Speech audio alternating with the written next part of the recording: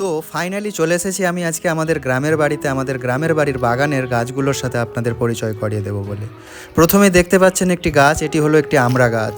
বহু পুরনো একটি গাছ, এখান থেকে আমরা অনেক ফল খেয়েছি। এর পরে পরে আপনাদের সাথে পরিচয় করাবো সবুজ শাখা প্রশাখা পাতায় ভরা একটি গাছ, এটি হলো একটি লিচু গাছ। সবুজ প্রকৃতি, সবুজ পরিবেশ, সবুজ গাছপালা এবং পাখির কলরব যেন মনকে ভরিয়ে তোলে, বারবার ডাকে গ্রামের দিকে। আপনারা দেখতে পাচ্ছেন আমাদের আরেকটি গাছ, এটি হলো একটি কাগজি লেবুর গাছ। ফুলে ভরে উঠেছে আমাদের এই গাছটি।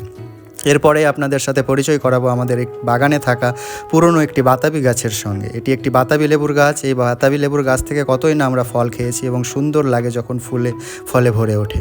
পরবর্তী গাছের দিকে যাওয়ার আগে আপনাদের সাথে পরিচয় করাবো আমাদের গ্রামের বাড়িতে থাকা একটি ছাগলের সাথে। এই ছাগলটির নাম কালু। এটি একটি মেয়ে ছাগল এবং কিছুদিনের মধ্যে এই ছাগলের বাচ্চা হবে। আপনারা দেখতে পাচ্ছেন একটি ছোট্ট ডাব গাছ। এই গাছটিও ধীরে ধীরে বেড়ে উঠবে এবং আমাদের ফল দেবে। এরপরে আপনাদের সাথে পরিচয় করাবো আম গাছ এবং আমাদের বাগানে থাকা বাঁশ গাছগুলোর সাথে।